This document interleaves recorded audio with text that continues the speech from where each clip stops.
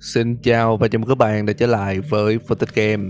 Vẫn tiếp tục với những tựa game còn sót lại ở năm 2022. Thì đúng như tiêu đề, trong video này chúng ta sẽ cùng phân tích về Hello Neighbor phần 2. Trò chơi này đã ra mắt được một thời gian. Nhiều bạn nghĩ rằng mình đã bỏ qua nó, nhưng thực ra mình đang chỉ tổng hợp lại thông tin. Và nếu đây là lần đầu bạn nghe đến Hello Neighbor, thì mình đã từng làm một video phân tích phần 1 của trò chơi này. Nhắc lại một chút cho những bạn đã biết rồi và giới thiệu sơ cho những bạn chưa biết. Thì Hello Neighbor là một tựa game kinh dị giải đố, nơi bạn sẽ vào vai một nhân vật tò mò, đột nhập vào nhà người hàng xóm và tìm hiểu về những điều mờ ám mà họ đang che giấu. Trong phần 1 của trò chơi, ta đã vào vai Nicky, một cậu nhóc hay tò mò sống tại thị trấn Ravenroot. Nick lo lắng vì người bạn thân Aaron Peterson, con trai của ông Peterson, đã đột nhiên biến mất mà không rõ tung tích. Từ đó, Nick đã đột nhập vào nhà của ông Peterson và mở đầu cho một loạt những bí mật được sáng tỏ. Trong phần 2 của Hello Neighbor, bối cảnh vẫn xoay quanh thị trấn Ravenroot, nhưng nhân vật chính không còn là Nicky, mà lần này ta sẽ trong vai của một nhà báo địa phương tên là Quentin, nhân viên của tòa soạn báo Ravenroot Banner. Quentin đang âm thầm điều tra về vụ mất tích bí ẩn của hai đứa trẻ nhà Peterson là Aaron và Maya. Anh ta theo dõi nhà của ông Peterson và chụp được tấm ảnh ông ta đang bắt cóc chính con trai của mình. Ông Peterson sau đó kéo Aaron đi vào nhà và cầm xẻng bước ra ngoài để tấn công Quentin. Trong lúc hoảng sợ, Quentin đã tránh thứ gì đó trên đường, khiến xe của anh ta đâm vào nhà kho. Khi bước ra khỏi nhà kho, Quentin bị tấn công bất ngờ bởi ông Peterson. Ông ta lấy đi chiếc máy ảnh, đồng thời anh cũng bất tỉnh ngay sau đó. Quentin tỉnh lại tại nhà của mình và nhận ra nhà của ông Peterson đang bị cảnh sát điều tra. Anh đột nhập vào hiện trường, đi xuống tầng hầm và tìm thấy một tờ báo liên quan đến vụ mất cắp chiếc chìa khóa của bảo tàng thị trấn. Từ thông tin đó dẫn Quentin điều tra thêm các manh mối tại nhà của ba người dân trong thị trấn. Một là tiệm bánh của cô Reda, hai là nhà của ông thợ săn Otto và ba là nhà của ông thị trưởng. Cuộc điều tra của Quentin giúp anh ta tìm ra những chiếc chìa khóa mở những căn phòng khác nhau trong bảo tàng. Quentin phát hiện ra ông Peterson đã nhốt con trai của mình là Aaron trên gác xếp của bảo tàng. Sau khi giải cứu Aaron, Quentin đã bị ông Peterson chặn lại. Từ trên cao, mô hình con quạ rơi xuống đè lấy ông Peterson. Aaron sau đó cũng quay lại để cứu ông ta, và bất ngờ từ phía sau, một người bí ẩn đánh gục Quentin. Đến đây cũng là kết thúc cho diễn biến của Hello Neighbor phần 2. Và nếu bạn đã chơi phần 1 của Hello Neighbor, thì bạn sẽ thấy phần 2 này rất ngắn.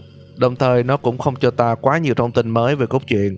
Thực chất thì phần 2 này chủ yếu là để nhà phát triển ra mắt công nghệ AI. Nói đơn giản là khả năng tự học hỏi của NPC trong trò chơi. Và trong phần ending ta cũng sẽ thấy thông điệp rằng câu chuyện của ông Peterson vẫn tiếp diễn, nên rất có thể là trò chơi sẽ ra mắt những bản update về cốt truyện trong tương lai. Nhưng đến thời điểm hiện tại, Hello Neighbor 2 vẫn chưa đáp ứng đủ những yêu cầu thỏa đáng cho những game thủ đã phải trả cái giá rất cao để sở hữu trò chơi này. Tuy là phần 2 không có nhiều tình tiết cốt truyện để phân tích, nhưng đây cũng là một dịp để chúng ta tổng hợp và củng cố thông tin trong vũ trụ Hello Neighbor cho đến thời điểm hiện tại. Nhắc lại một chút thì chúng ta có ông Peterson, tên đầy đủ là Theodore Master Peterson. Gia đình Peterson gồm 4 thành viên là ông Peterson, vợ của ông ta Diane Peterson, người con trai lớn Aaron Peterson và con gái út Maya Peterson. Nghề nghiệp của ông Peterson là kỹ sư và ông ta có đam mê thiết kế tàu lượn.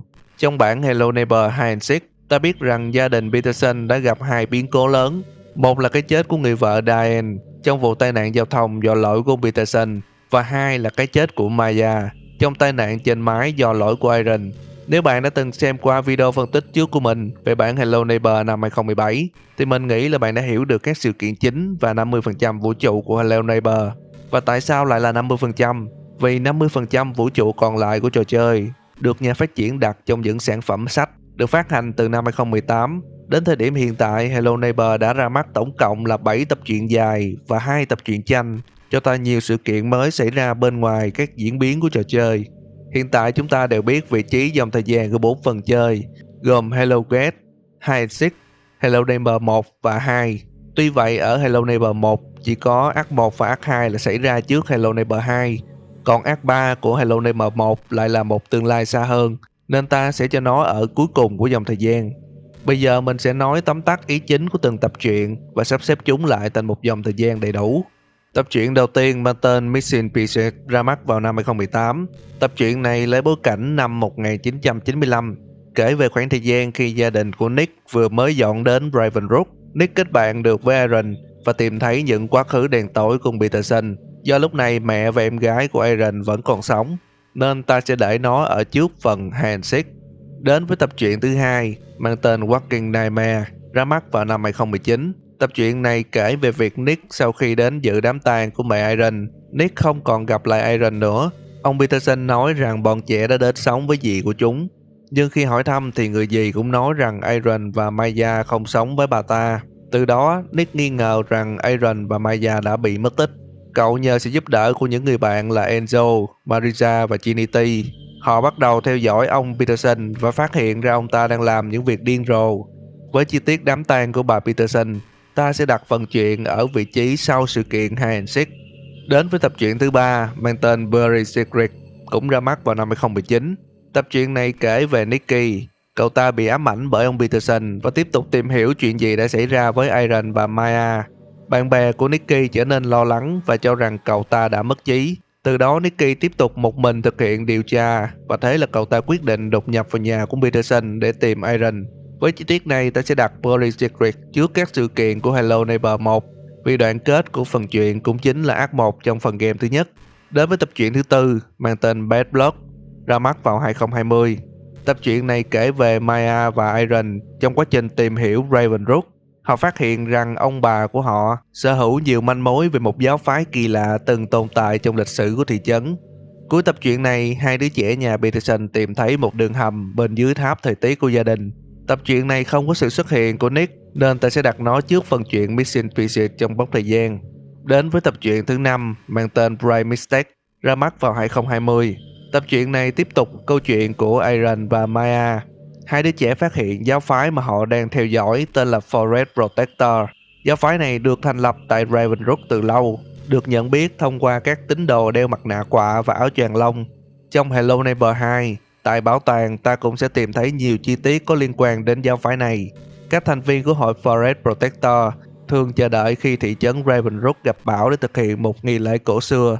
Trong tập truyện này cũng có tình tiết công viên giải trí Golden Apple được thành lập cùng với cái chết của cô bé Lucy G. Do phần này là nối tiếp của tập truyện Bad Blood, nên ta sẽ đặt nó ngay phía sau trong dòng thời gian. Đến với tập truyện thứ 6 mang tên Puzzle Master, ra mắt vào 2021. Trong truyện này, Aaron và Maya liên lạc được với một người bí ẩn được gọi là Puzzle Master, người mà sau này được biết đến với cái tên Roman Darby. Ông ta cung cấp thông tin về hội Forest Protector, rằng giáo phái này sử dụng các thiết bị cổ xưa để đem lại may mắn, nhưng đổi lại thị trấn Ravenrook sẽ gặp xui xẻo như một cách để duy trì sự cân bằng. Aaron và Maya đã phơi bày hội Forest Protector ra ánh sáng, và sự kiện này đã kéo theo việc công viên giải trí Golden Apple bị thiêu rụi, đồng thời đảo lộn sự cân bằng. Hoạt động của hội Forest Protector cũng dần biến mất khỏi thị trấn. Tập truyện này được xem là phần tiếp theo của Bright Mistake, nhưng do công viên Golden Apple bị thiêu rụi, nên mình sẽ đặt nó phía sau phần Hello Gate trong dòng thời gian. Đến với tập truyện thứ 7 mang tên Reset Day, ra mắt vào 2021. Lấy bối cảnh 25 năm sau sự kiện công viên Golden Apple bị phá hủy, tập truyện này kể về Piper Tillman, một bé gái cùng mẹ vừa chuyển đến thị trấn Ravenrook, và lúc này ông Peterson được cho là đã rời khỏi thị trấn từ lâu, nhưng những điều kỳ lạ vẫn xảy ra tại đây. Piper gặp được Marisa, cũng chính là cô gái trong nhóm bạn của Nick, nhưng lúc này cô ta đã lớn. Họ cùng nhau tìm kiếm Enzo, người bị bắt cóc bởi The Gate, và phát hiện ra sự kiện Reset Day, một vòng lặp thời gian đang kiểm soát Ravenrook. Câu chuyện kết thúc với việc mẹ của Piper mất tích, đồng thời cô bé nhận được một bức ảnh của ông Peterson.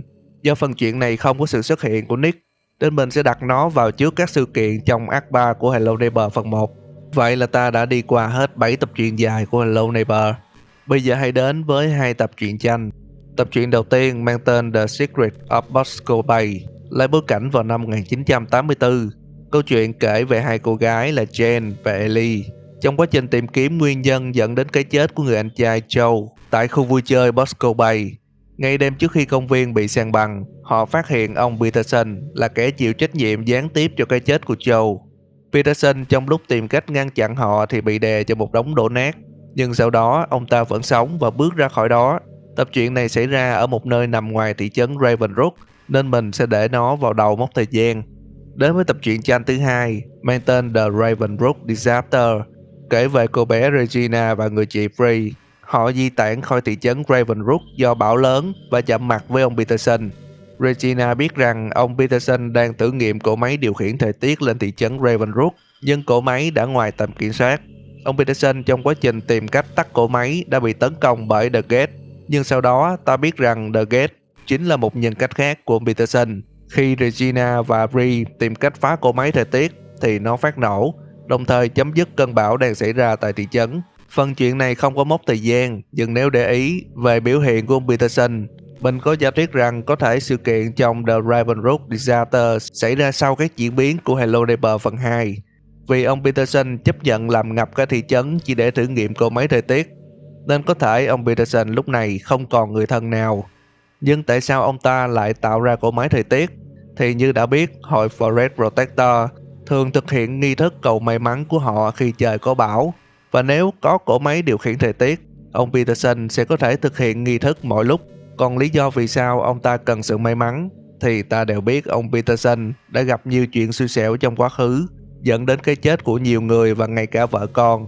Có lẽ chính vì thế mà ông Peterson muốn tìm kiếm may mắn từ nghi thức của hội Forest Protector và bất chấp sự ảnh hưởng của điều đó đến người dân của thị trấn Ravenbrook. Có một chi tiết đáng chú ý là trong Hello Neighbor 2, ta sẽ tìm thấy chìa khóa của những căn phòng trong bảo tàng tại nhà của cô thợ làm bánh, ông thợ săn và ông thị trưởng. Điều này có thể là ẩn dụ cho việc những người này đang tìm cách giam cầm hoặc cách ly ông Peterson. Và tại sao họ lại làm vậy? Thì theo giả thuyết của mình, ba người này chính là thành viên của hội Forest Protector vẫn còn hoạt động tại Ravenbrook. Họ muốn ông Peterson tìm cách để khôi phục nghi thức khi xưa, mà còn là cách phá bỏ sự xui xẻo của gia đình Peterson. Đến với nhân vật The Gate thì như đã biết, trong tập truyện The Ravenbrook Disaster, The Gate chính là một nhân cách khác của Peterson. Nhưng có một vấn đề là rất nhiều người dân trong Ravenbrook cũng đã từng nhìn thấy The Gate, kể cả trong giấc mơ của họ. Mình có giả thuyết rằng The Gate có thể là một nhân vật tượng trưng cho sự xui xẻo tại Ravenbrook. Do mỗi lần chúng ta gặp nhân vật này thì chắc chắn sẽ có chuyện không may xảy ra. Sau khi tổng hợp tất cả thông tin, mình sẽ dựa theo dòng thời gian này và đem đến cho các bạn giả thuyết cốt truyện của toàn bộ vũ trụ Hello Neighbor cho đến thời điểm hiện tại. Mọi thứ bắt đầu tại một khu rừng thuộc Missouri trong những năm 1800. Một giáo phái đã được thành lập và đặt tên là Forest Protector. Giáo phái này thực hiện các nghi thức trong thời tiết xấu nhằm đem lại sự may mắn cho họ. Các thành viên của hội Forest Protector đã cải tạo khu rừng và xây dựng nên thị trấn Ravenbrook, đồng thời sinh sống ở đó. 100 năm sau, gia đình Peterson gồm ông bà Peterson cùng hai người con là Aaron và Maya quay lại Ravenbrook, sinh sống sau nhiều sự kiện không may xảy ra trong sự nghiệp của ông Peterson. Tuy vậy, ngay cả khi quay lại Ravenbrook, sự nghiệp của ông Peterson vẫn gặp xui xẻo, dẫn đến cái chết của cô bé Lucy G tại công viên Golden Apple. Aaron và Maya sau khi tìm hiểu về gốc rễ của gia đình đã phát hiện ra hội Forest Protector vẫn còn tồn tại và cũng biết rằng nghi thức may mắn của giáo phái này đang đem lại xui xẻo cho người dân trong thị trấn. Aaron và Maya đã phơi bày hội Forest Protector ra ánh sáng và chấm dứt hoạt động của giáo phái này tại Ravenbrook, nhưng điều đó vô tình tạo ra một lời nguyền xui xẻo lên gia đình của Peterson. Aaron sau đó quen được Nick Roth. Một khoảng thời gian sau, vợ của ông Peterson mất trong một vụ tai nạn xe, và sau đó không lâu người con gái Maya cũng mất bởi sơ suất của Aaron. Ông Peterson dần phát điên sau sự kiện này và nhốt Aaron vào tầng hầm. Nicky tìm cách giải cứu cho Aaron nhưng cũng bị ông Peterson bắt nhốt. Tại tầng hầm, Aaron giúp Nick thoát khỏi đó nhưng cậu ta bị ám ảnh tâm lý. Sau sự kiện đó, Nick báo cảnh sát và rời khỏi thị trấn Ravenbrook. Cảnh sát sau đó điều tra nhà ông Peterson nhưng không tìm được gì. Quentin, một nhà báo, đã phát hiện ra ông Peterson đang ẩn náu tại bảo tàng thị trấn và nhốt Aaron trên gác xếp. Quentin giải cứu cho Aaron nhưng bị chặn lại bởi một thành viên của hội Forest Protector. Một thời gian sau, ông Peterson tạo ra máy điều khiển thời tiết nhưng không thành công. Cỗ máy phát nổ và ông Peterson cùng biến mất. Đến đây cũng là điểm dừng trong diễn biến cốt truyện của Hello Neighbor cho đến thời điểm hiện tại. Câu chuyện của trò chơi vẫn sẽ tiếp tục vì số phận của Aaron sau Hello Neighbor phần 2 vẫn chưa được tiết lộ. Và trên channel của Tiny Build cũng vừa ra mắt một series phim hoạt hình về Hello Neighbor. Sau khi coi thì mình nghĩ rằng series này lấy bối cảnh của tập truyện Walking Nightmare. Sau khi ông Peterson nhốt Aaron tại nhà và những đứa trẻ trong khu phố, trong đó có Nick, đang lên kế hoạch điều tra về ông ta. Series này rất đáng theo dõi vì chắc chắn nó sẽ tiết lộ nhiều bí ẩn có liên quan đến hội Forest Protector và những điều kỳ lạ tại thị trấn Ravenroot. Và đó là tổng hợp các thông tin và giả thuyết của Fantasy Game cho cốt truyện của series game Hello Neighbor và vũ trụ của Hello Neighbor cho đến thời điểm hiện tại. Nếu có gì có hợp lý hoặc sai sót, các bạn comment bên dưới nhé. Và nhớ gì mình nói trong video là giả thuyết thôi. Đừng quên bỏ lại một like, share và theo dõi Fantasy Game. Mình là Gino và chúng ta sẽ gặp lại nhau ở video sau nhé.